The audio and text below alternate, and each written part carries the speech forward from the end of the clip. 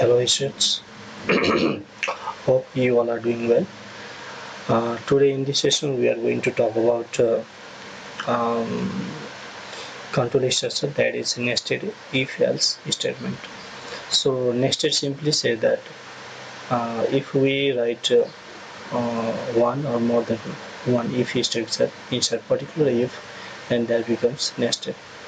It is also popular, it also can be used whenever we take some decision under some conditions. So that's called nested if-else statement.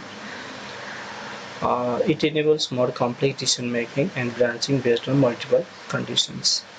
So syntax is very simple here. First, if condition, if this condition is true, then this condition is tested. If this condition is true, then this part will be executed. But if this condition is false, is else part, that is this part will be executed. Suppose the first condition it became false and its else part is here, it will be executed. So this is called nested if. Nested means one or more if structure inside particular if structure. Now let's see an example. Example is very simple. I have taken here. We are taking one number, that is 10. We can also go for input. So if this condition is true, for this number 10, the condition is being true, so it displays this message, the number is positive. And now we have put here second condition, if the number is divisible by 2, means if we get remainder 0 after division, then this condition becomes true, then this part will get executed, that is the number is even.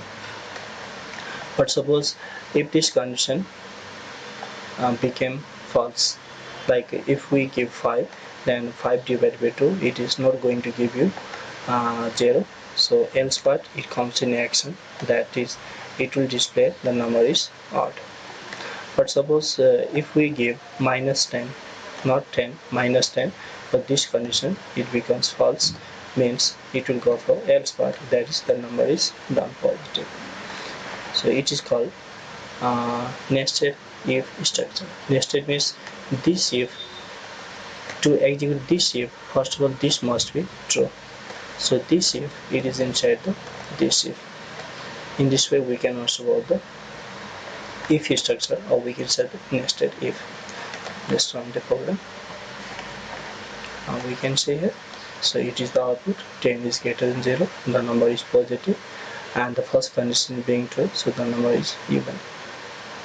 I think you understood this concept, nested if concept.